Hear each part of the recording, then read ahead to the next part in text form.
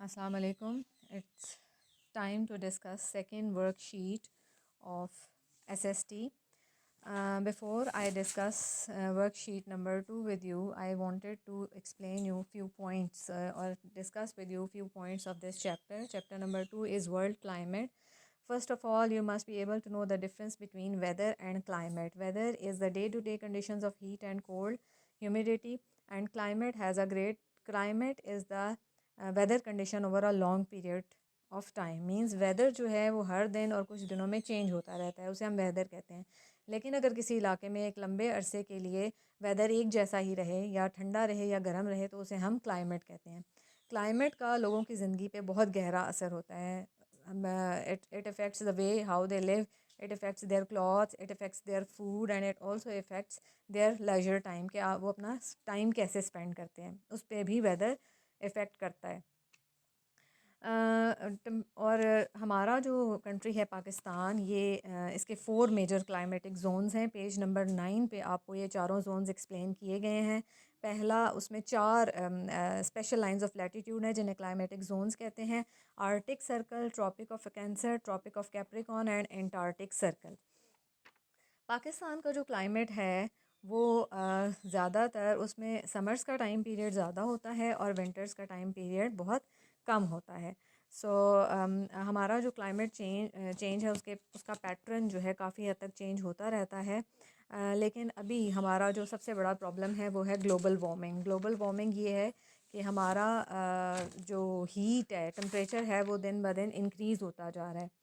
तो इसकी जो रीज़न है वो ये है कि हमारी पोल्यूशन बहुत ज़्यादा हो गई है और noise pollution, land pollution, air pollution, जिसकी वजह से हमारे एटमॉस्फेयर में जो है प्रॉपर सिस्टम नहीं चल रहा। ग्रीन हाउस गैसेस होती हैं जो कि अलाउ करती हैं सनलाइट को कि वो एटमॉस्फेयर पे आए, नज़र आए और अर्थ की सरफेस तक पहुँचे।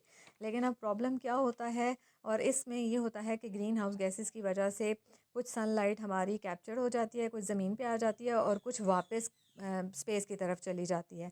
और ये जो हीट की ट्रैपिंग होती है इसे हम कहते हैं green house effect.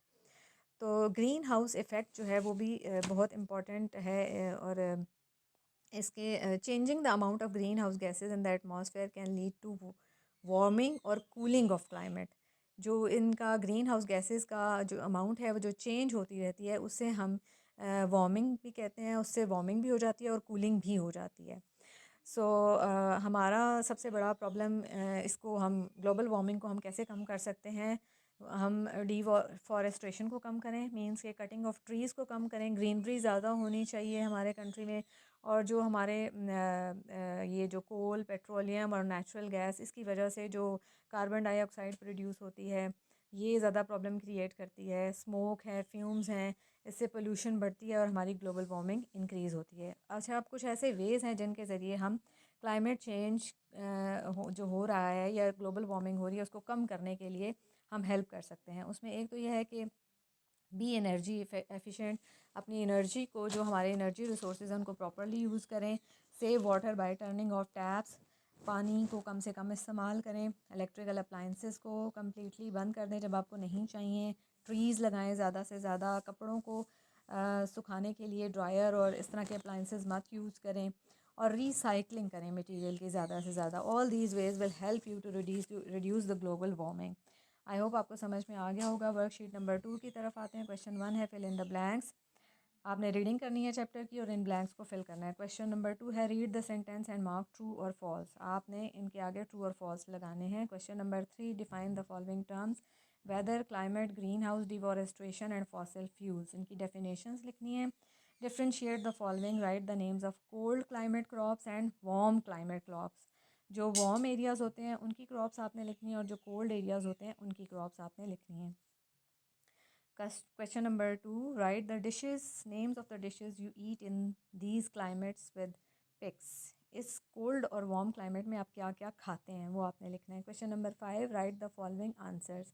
Compare the climate of Murree and Quetta, how are they alike and how are they different. आपने कंपेयर करना है कोयटा और मरी के वेदर को और क्लाइमेट को और बताना है कि वो कैसे एक जैसे हैं और कैसे डिफरेंट हैं।